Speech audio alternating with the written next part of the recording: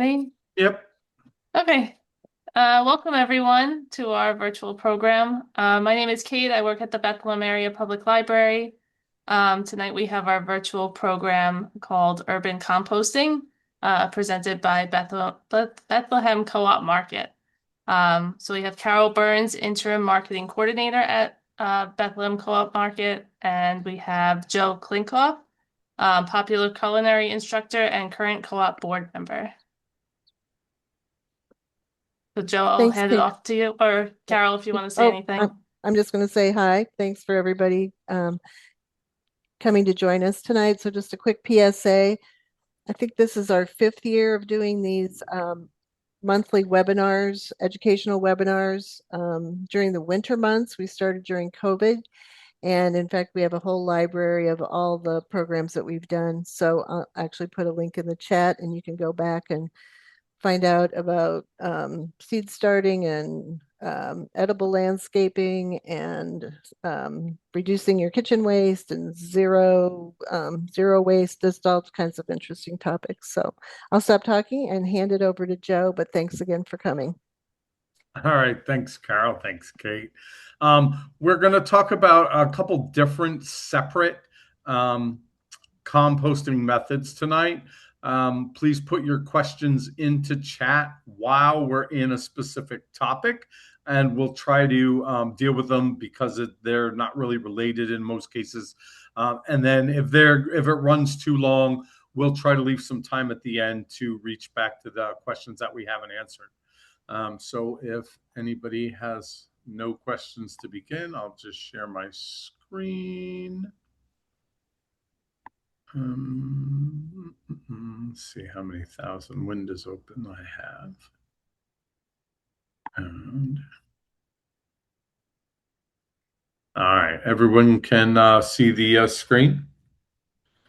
So urban composting, we are not lucky enough to live in a municipality that actually has built-in food scrap or organic composting. Bethlehem does have a brush pile, leaf pile, garden waste.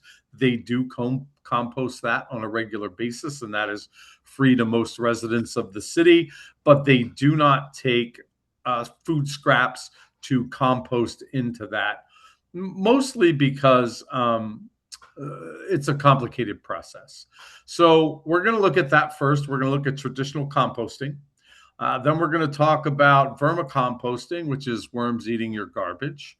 Then we'll talk about bokashi composting, which actually comes to us from Japan. And really, we're going to make garbage pickles. The latest thing in the urban composting landscape are countertop mills. And I'll say fake it till we make it, because in most cases, that is not real compost. And then finally, we'll talk about soldier fly composting, which is another complicated process, but two good outputs that people are typically happy with.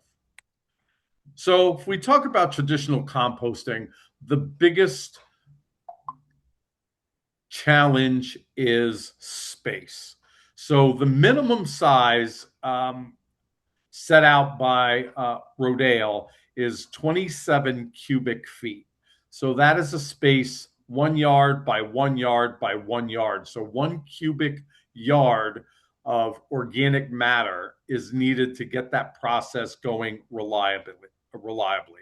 Now, some groups go as high as 30 to 35 cubic feet, but the fact is you need a fairly large pile, you need a fairly large influx of organic materials.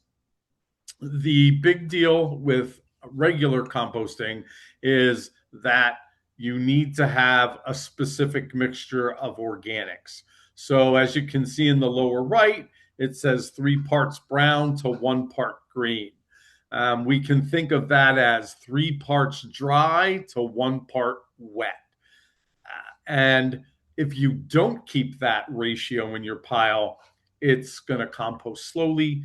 It could develop odors. You could wind up with animals torching through your pile. It just takes a lot of focus to properly compost the organics from your yard waste. not to mention the amount of space you have. And at the end of that process, if we're doing everything correctly, now you have to be able to use, let's say, half a cubic yard of compost at one go. So the real balance that we're doing here is nitrogen versus carbon. So nitrogen is your wet stuff. So food scraps, peels, fruits, vegetables, eggshells come into there, fresh garden waste, fresh cuttings, weeds, stuff like that. Whereas the dry is going to be the brown. So leaves, twigs, sawdust, dried grass clippings. So the brown is typically easy to come by. And what most people find is that they have too much brown and not enough green. The other consideration, if you're not balancing your mixture out properly, is temperature. So you need at least regular temperatures of 50 degrees F to actually start the composting process. So we know that composting is the action of aerobic and anaerobic bacteria, fungi, on our scraps, our compostable materials. And if it's below 50, that's just too low for those organisms to get started. And up to about 160 degrees Fahrenheit is about where that ends. Little higher than that is okay. If you do have a good pile and you have a perfect mix, your pile can actually get to 180 degrees in the center. If you see a steaming compost pile, somebody's doing something right, which is why a lot of times if you visit composting in Bethlehem, and they are doing that, you can see those piles steaming if they've been turned, or that compost is very warm when you're loading it into your containers to take home. We're looking for a moisture content of 50 to 60%. That's fairly moist. You should be able to compress a handful of standard compost and it stays together with the moisture. Too wet, it slows down the process. It can start to putrefy. Overall, traditional composting is just a lot finickier. And we have to turn that pile, turn that pile, turn that pile. Now, I do have a picture of compost rollers, very popular, but it doesn't take any of the guesswork out. You have to have the right mix, you have to have the correct temperatures, and you must have the correct amount of moisture.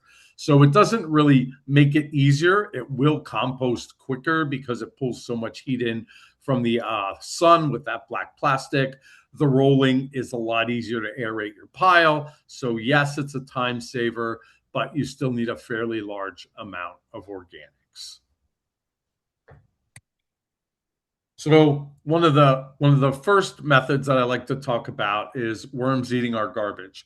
And the reason for that is if you're going to vermicompost, if you're going to compost your food scraps with worms, what they actually produce are called castings. It's granular, it looks like soil, it is usable compost. So it is a complete composting method. The worms will eat most of your food scraps. No bones, no cheeses, and citrus to a very limited amount. They're not crazy about the citrus oil, but they will work their way through it. You can still add eggshells, crunch them small, dry them and crunch them, chop scraps. It's a little bit of work, but they're fairly easy to feed. There's only two requirements, temperature and moisture. And the moisture mostly manages it yourself, but it's easy to adjust if things seem to be going out of kilter. The worms are called red wigglers. They're a very small worm. Mostly they're about 1.5 to 3 inches long. You buy them. I buy mine from Uncle Jim's Worm Farm. I typically compost in a cycle this time of year, like once we get above 60 degrees during the day, I will turn my worms loose for the summer. to work in my garden. Yes, it means they will not make the winter. But if you're lucky, you can still find a few of them, get them out and put them back in your worm bin. You do need a worm bin. So we can see here over on the left-hand side, a worm bin commercially made is typically a set of stacked bins that you actually start with shredded mail, shredded newspaper, shredded cardboard. I do use a small paper shredder to shred that material for me. Your worms will turn that into soil. I know it seems silly, but they do. They work on the paper, they work on the food scraps, they digest both and turn everything into beautiful brown soil. And typically, what you do is, as one bin is full, you add the next bin on top of it. Start with fresh bedding, shredded newspaper, junk mail, catalogs, and your worms will automatically migrate from the bottom to the next bin because they go where the food goes. In most cases, you can feed them once a week. Chop scraps food, get buried in your bedding, bury it in a different corner every week, and you can get about a month to a month and a half out of a bin before it's full. So they are meant to be kept in the house. I know. They don't want to escape. They like their home. The only way they will leave that bin is if you've overfed and putrefaction starts, they're too wet, or they're too hot. Now you can see at the bottom, there is a tap for tea.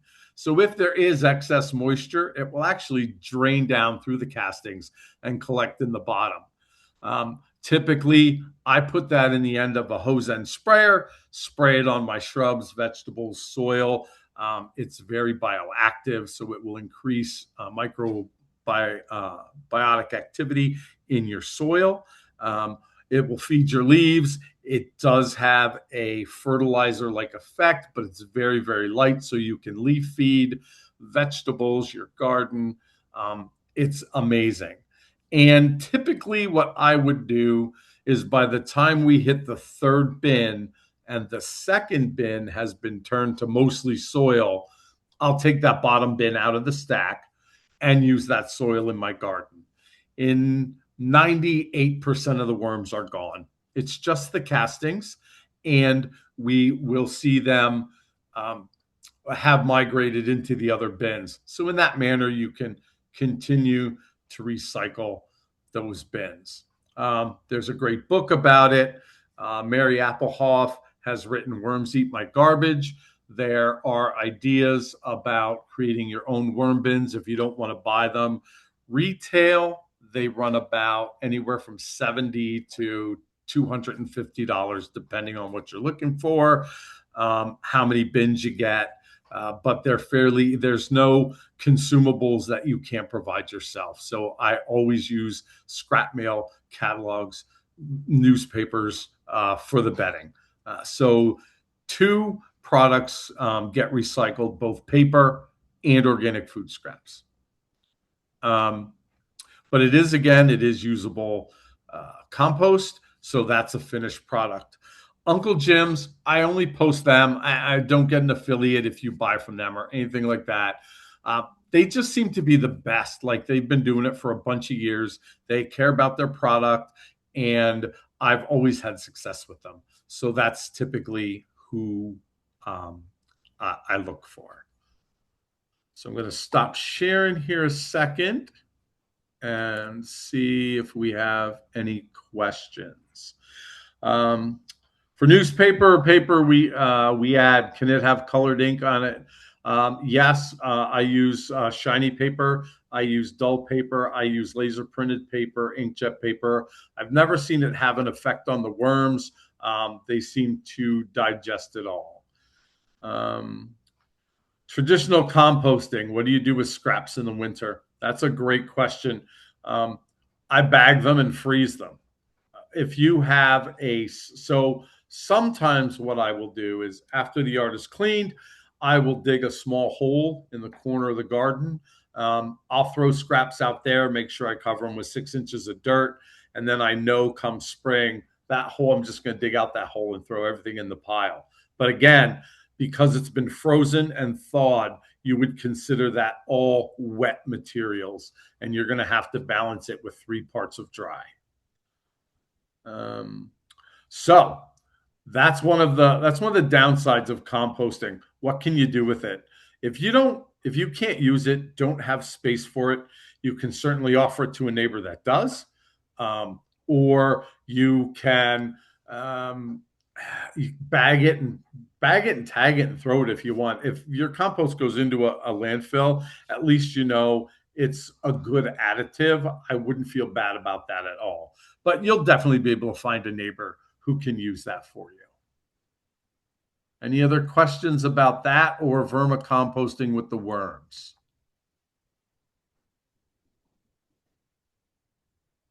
No? And do you still have your worms? I don't have them right now, but I need to start over again. Okay. There's Okay. I was a just lot of curious to factors see went if you, into it, but yeah, yeah. that was fun. Okay, great. Thanks. Carol Burns, I see your hand up. Oh, I didn't know it went up. Good. So like I'm a household of one. Do they Yes. have the vermiculture like a countertop size unit that Yeah, yeah. would be So they come in appropriate? varying sizes, and the one thing I will say, so the vermicomposting is also a ramping up process, which is why I don't mind if I lose worms to putting compost in the garden. Um, Typically, you can buy a half pound or a pound of red wigglers, which is about a pound is about 1,000 worms. The idea is that as long as they're fed properly, they are going to double their volume of worms probably every 6 to 8 weeks. Now, what's going to happen is a household of one, you may just not have enough organics to keep them fed. But if they're running a little lean, that's also fine because that will self limit their population as well. But you can buy smaller bins that are intended for next to the counter, not typically on the counter, but they do have various sizes of the vermicomposting bins. Yeah. And Okay. actually, they're very easy to DIY with a couple containers from the Home Depot or one of the other stores. Um, I've done it in the past.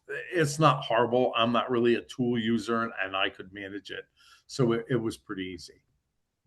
Okay, thanks.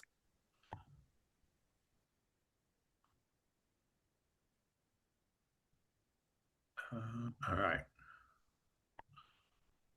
So now we're going to go on to bokashi composting. I just have an interest in fermentation composting. That's a lot of my classes that I teach at the community college are around fermenting, and I just happened to come across this one day. Um, so bokashi composting, it's not true composting. Your finished product is basically going to be pickled garbage. And I know that sounds silly, but that's what it is. The basis of it is you are going to add food scraps to a bucket. You are going to cover those food scraps with a media. Typically, it's made from rice bran, wheat bran. Some people have used sawdust. Basically, it's some media that bacteria can get into and live on until it's dried. So they have a very specific set of microorganisms that are mostly lactose with a few other thrown in. They wet and add some food to the culturing medium, whether it's the bran or the sawdust or the wheat bran. And when they feel that they're been active enough and embedded enough, they actually dry that media where the bacteria will encapsulate because things go dry, and that's what they do. And then when you come along and sprinkle it on your garbage, they reactivate. So the mix of yeast, lactobacteria, they start going to work on your food scraps and they start producing lactic acid. Now, lactic acid is a normal side effect of fermentation, and it does a few things. It breaks a lot of things down that are typically hard to digest, which is why fermented foods are good for you. We're not going to eat the garbage. Don't panic. It breaks down lignins.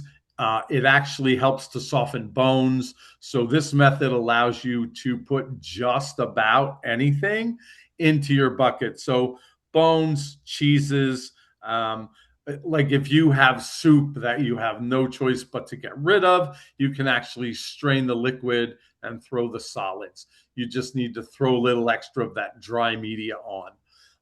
And basically you layer this. So scraps, media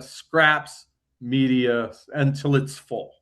And then once it's full, your lid is always on it tight, so there's no smell. Also, this is really meant to be kept in the kitchen next to your counter as well. So scraps, media, 2 weeks after your bucket is full, your garbage has been processed. In most cases, what I've done with it is I dig a hole in the garden, I put the pickled garbage in, I cover it with at least 8 to 10 inches of soil, and literally within 2 weeks, the ground will have done its job. So microorganisms that are already prevalent in your pickled garbage suddenly go to town. There's a lot more nutrients. They're in soil. There's earthworms. There's regular worms. Fungi that might already be living in your soil will break that food down. Literally nothing left to it within 3 weeks. I dig a different hole everywhere. I suggest you buy 2 buckets. So while one is done and processing, you can start filling the second bin. This method does produce a lot of tea as well. So you can see the spigot on the bucket. You can tap your tea. I would literally just strain it because typically there's some media and stuff in there. You just want the liquid. I put it in a hose end sprayer and spray it on everything. I will tell you right now, I have never seen higher yields from my vegetables, my bushes, my perennials, as when I was using this on a regular basis. So worm tea has a lot of bioactivity in it. This tea, the bokashi tea, has 1,000 times the bioactiveness of it. It's just loaded with enzymes, bacteria, yeasts, and it does amazing things for your lawn. It will feed your lawn. Unfortunately, the buckets are specialized. You do need something that seals completely. I've seen some DIY stuff made with 5-gallon buckets. I don't recommend it because they're not sealed to each other. That's just a bad idea. If this is something you'd want to try, buy the buckets. The buckets run about $75. Typically, they'll come with 1 to 2 pounds of media. Some companies, if it's something you want to keep in the back of your head, just tag a website or two and keep an eye on it, because occasionally, springtime, fall, they'll do a sale where you get the 2 buckets and 4 for a way better price. But it is pickled. All of your organic materials can go in it from your kitchen. You should not use spoiled food. But again, not true composting. So you could also take the contents of your bucket. If you have neighbors or friends, family that do regular composting, you can add that to their pile, and that would count as their wet materials. And it's like a compost Kickstarter. So it will definitely help someone who's trying to do regular composting kickstart their process and really get it moving. The composting medium, also pricey. This is kind of a niche thing. However, the presentation I'm doing tonight is a much abbreviated version of a 3-hour class that I teach at the community college. There is a way to make your own medium, and it's super freaking cheap. And I do it. I typically go to, like, I think what's it called? Char, the horse place, and I buy a 50-pound bag of wheat bran. Um, and I do a quarter of it at a time. That's enough media to get you through most of a year. So you can culture it yourself. It is easy to do. I have done it. So if you have a couple friends that get together and want to do a whole bag, everybody's taken care of for the year. Um, Again, our big actors here are lactobacteria.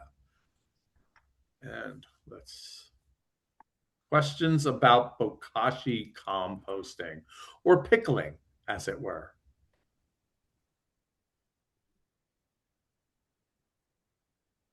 No, yes, Carol, your hand is still up. Sorry, I'm just processing and I'll That's lower my hand. I had never heard of this, so it's very interesting. Oh, okay. Yeah. So this is fairly niche. Like I said, there's not a lot of people that know about this. I've done it for I did it for like a series of about 3 or 4 years. And again, the tease effect on my greenery was absolutely amazing. It was great. Like I was shocked. All right. Let's go back.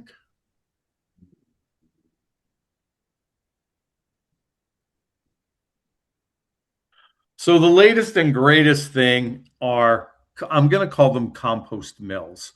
They're basically appliances. They're usually larger than one to sit on your counter, but there are a few that are small enough to sit on your counter. Basically, I call them a food mill because what you're going to do is add your organic scraps. This machine is going to grind them, in most cases, dry them, and produce a nice brown, dry, crumbly, soil looking end product. In some cases, you have to use an additive to help do that.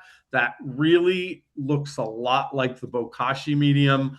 I wouldn't be surprised if the microorganism mix is the same. But you throw it in there, it's allowed to work. Some of these will only cycle at night, so you don't hear the motor running. But they do produce nice, dry, quote, compost. The problem is it's treated food scraps that have been dried. So they actually still need to be composted. Now, if you're of a correct mind and you had one of these machines and a bokashi bucket, and then give everything to your friends or neighbors who are composting, that would be an amazing. May we have your attention, please? The library will close in 30 minutes. Check out quick, get the books you want. Sorry. No, that's fine.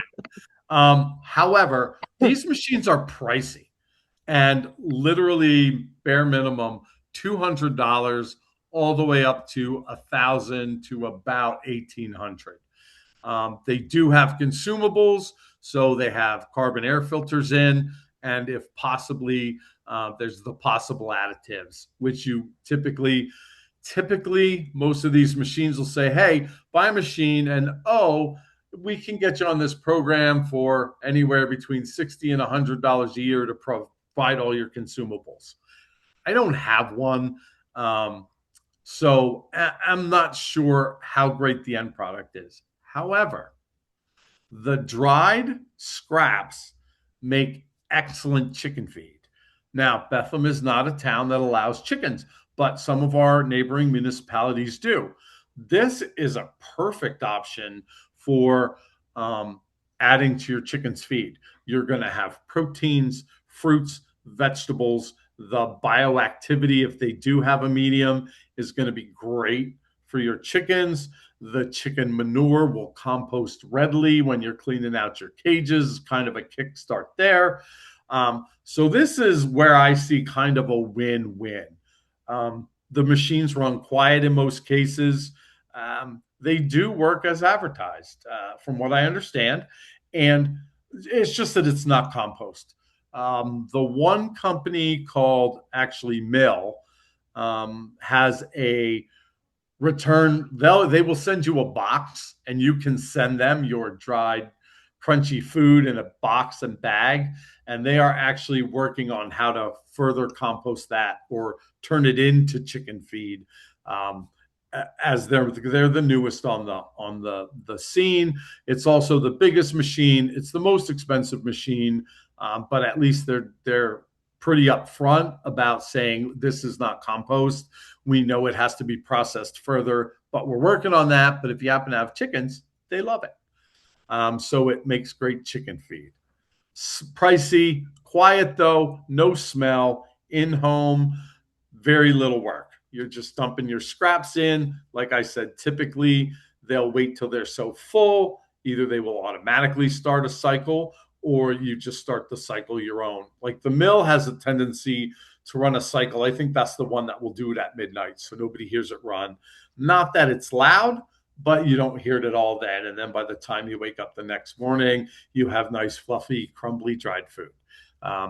You should not just throw that into your yard because it's dried food. It would be like taking dehydrated vegetables, ramen noodles, and throwing it out. Once they get wet, they're going to swell. It is dried food. They're probably going to go bad. It's going to attract insects, critters.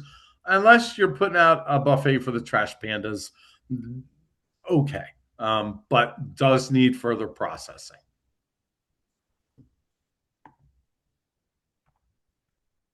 Questions about that or those machines? Most of them run on 120. I don't think there's anything that runs above.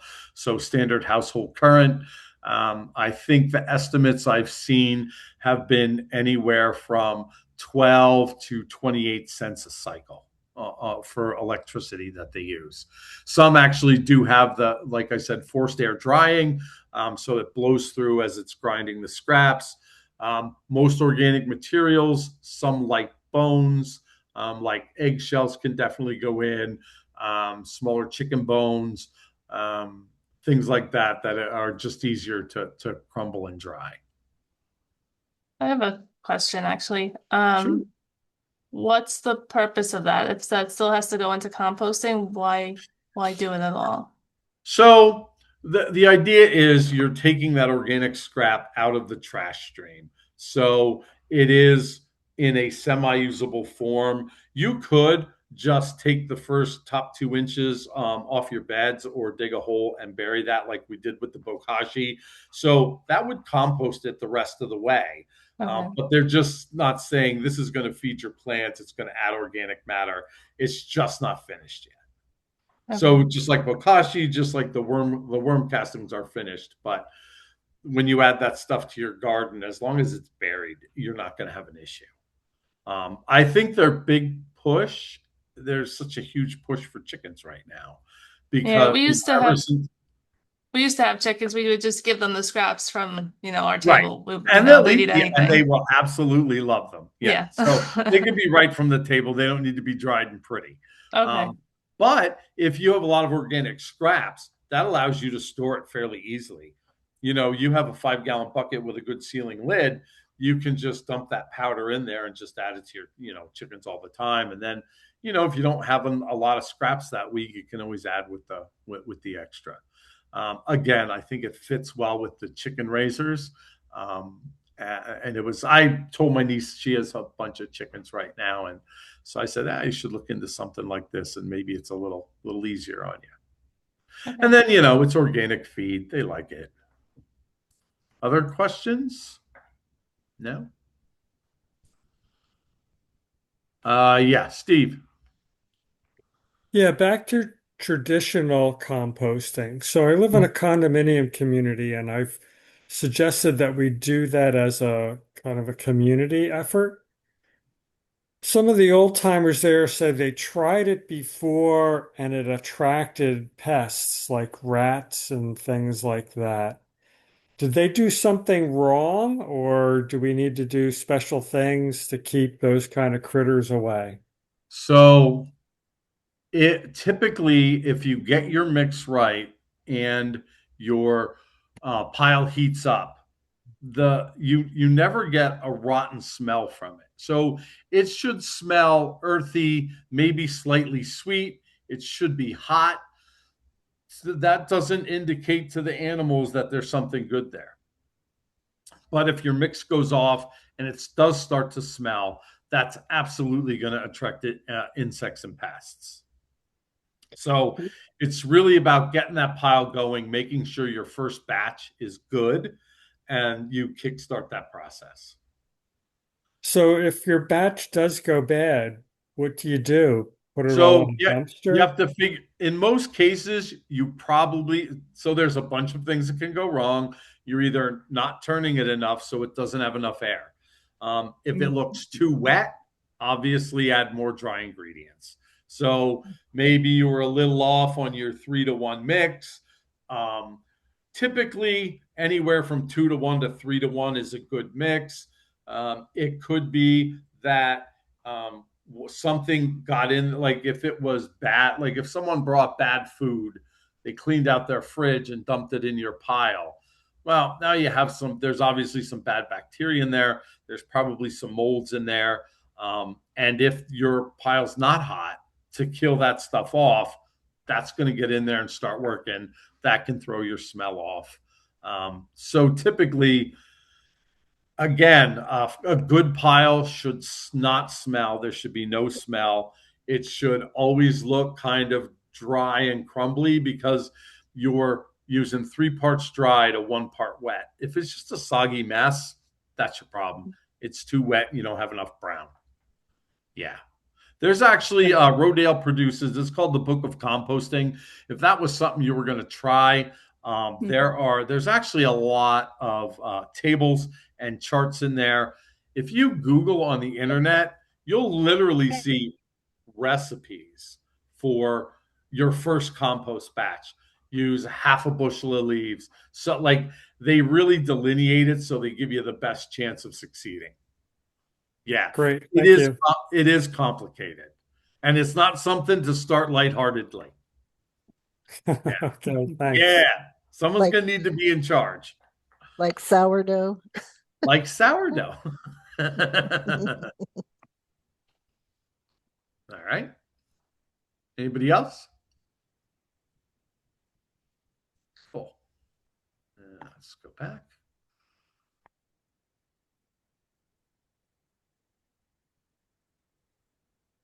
So I think did I miss one? No. So soldier fly composting.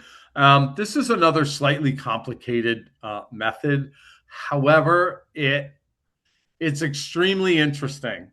It does produce finished compost. It also produces black fly grubs for your chickens. And the people who have done it can see anywhere from 1 to 5 kilogram of larvae per week for their chickens. Now, the idea is you are literally composting with the intention to feed chickens. So lower right-hand corner, I kind of have the life cycle of a black soldier fly. Now, they're big waspy looking flies. They're black. They're terrifying. However, no bite, no stinger. They don't typically even land on you. They're not interested in humans. What they're looking for is garbage. That's what they like. So they have a tendency to lay their eggs.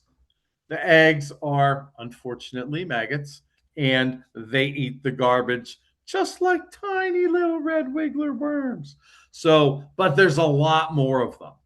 And at once the next step, they get a little larger and then they really eat the garbage. So black fly larvae can compost a lot of organic material, and it does not matter what you put in there. It could be steak bones, pork chop bones, fats, cheeses, anything. Now, this is not a scentless composting method. Typically it's covered, typically it's somewhat controlled, but this is definitely an outside process. This is a not in your house. So what happens is the maggots eat the garbage, compost it, continue to grow through several stages, as we see down the bottom. And by the time they're done, what they've left behind is much like the red wigglers, they leave behind castings, and almost all the organic stuff is gone. If it's undigestible, it's still in there. They will do what they can to manage that garbage. Then they do what's called pupating. And when they reach that stage, they actually become more mobile and are interested in getting out. So they know that this is our life. This is the stage of our life where we are going to go out and sow our wild oats into the great beyond. And they know that because they cannot stand the smell of their younger brethren, just like us. So typically there is a ramp in the container where the garbage is kept and added, and it's at a specific angle that they can manage, but the smaller versions cannot. They cannot crawl up the ramp. So there's an egress on the end, and the pupa crawls out, gets to the lip, falls on the ground, and is immediately eaten by a chicken. They are super high in protein. You can feed them to chickens. You can feed them to fish, ducks, pigs. They're just a great food for most farm animals.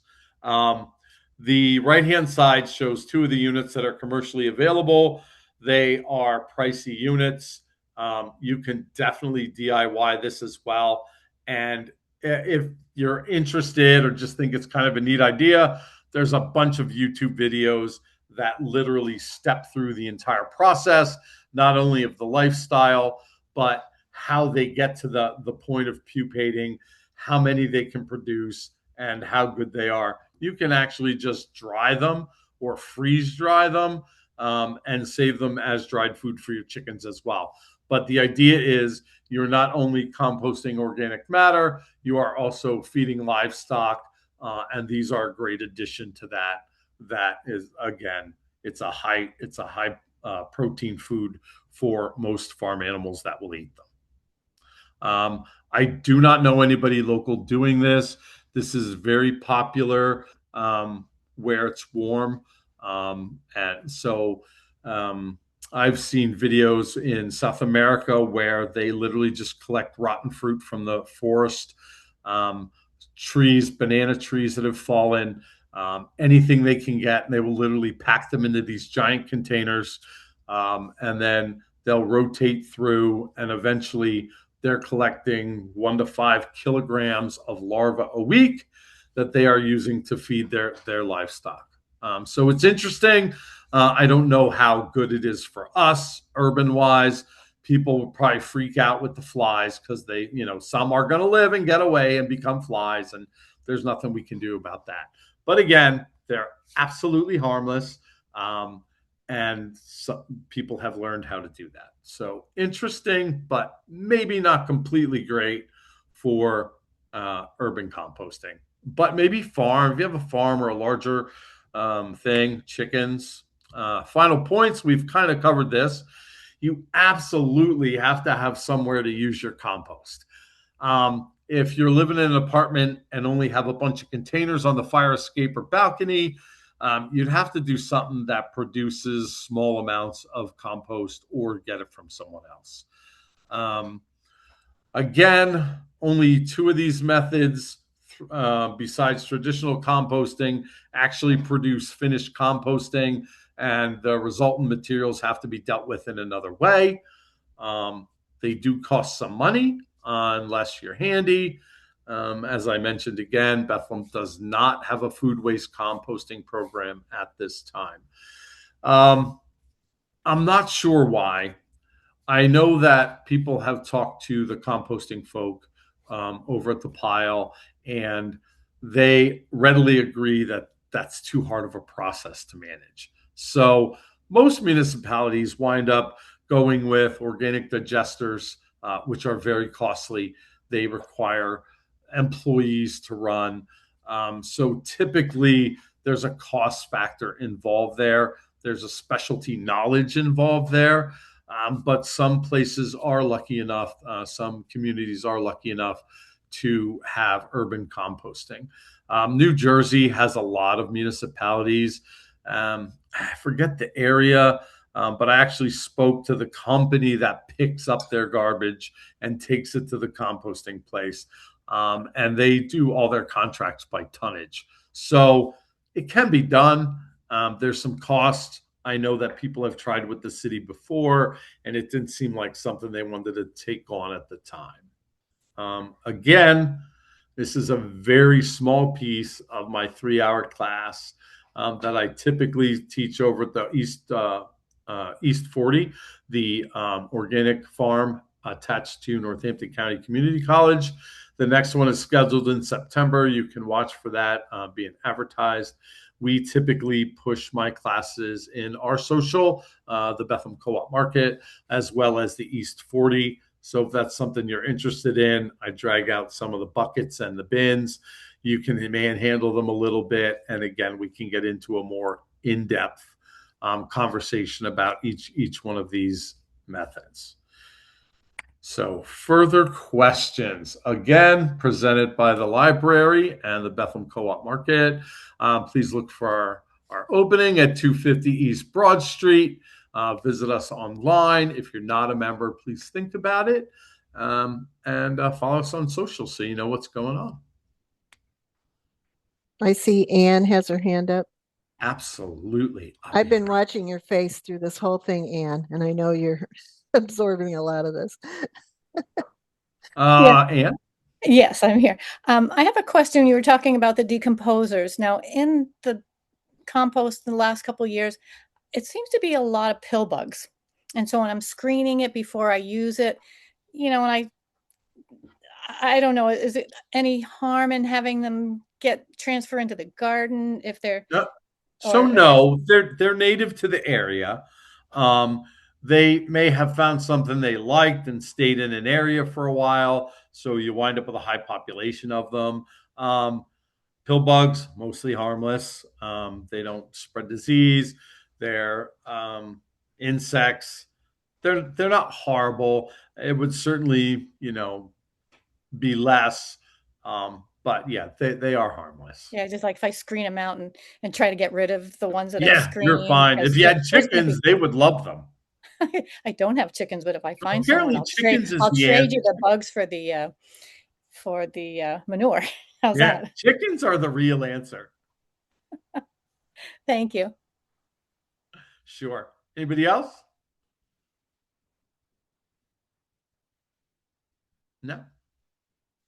Any final comments, last questions about any of the methods? All right. Thank you, everybody, for attending. I hope you found it useful. Again, it was a little quick, but I wanted to get through a lot. And again, I do 3 hours at the community college at least once a year. Well, thank you, Joe, for your presentation and for sharing your knowledge on composting. This program is recorded, so if you missed a little bit of it, sorry.